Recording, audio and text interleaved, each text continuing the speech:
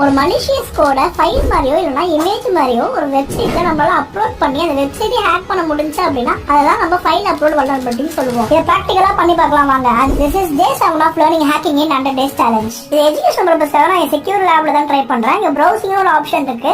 இதுல நார்மலா ஒரு இமேஜ் அப்லோட் பண்ணி எப்படி ஒர்க் ஆகுதுன்னு பார்க்கலாம். அதுக்காக நான் வந்து இந்த கார் போட்டோ அப்லோட் பண்ண போறேன். நான் செலக்ட் பண்ணிட்டு அப்லோட் கொடுக்குறேன். அப்லோட் கொடுத்தோடனே இந்த டைரக்டரியில அப்லோட் ஆயிருக்குன்னு காட்டுது. அந்த இமேஜ் அந்த லொகேஷன்ல இருக்கான்னு செக் பண்ணலாம். அதுக்காக இந்த லிங்க் காப்பி பண்ணிட்டு நான் புது டேப்ல கொடுத்துக்கிறேன். .// இருந்தது 2 டைரக்டரி நான் பின்னாடி போகணும். ஸோ அந்த 2 இடத்த டெலிட் பண்ணிட்டு இதை காப்பி பண்ணிட்டு போய் அந்த இடத்துல நான் பேஸ்ட் பண்றேன். பேஸ்ட் பண்ண உடனே பாத்தீங்கன்னா இந்த காரோட இமேஜ் எனக்கு வந்துருச்சு. நான் முன்னாடியே சொன்ன மாதிரி ஒரு மலிஷியஸ் கூட நம்ம ஒரு ஃபைல் ஜெனரேட் பண்ண போறோம். அதுக்காக வீவ்லின்னு சொல்லி நான் ஒரு டூல் யூஸ் பண்றேன்.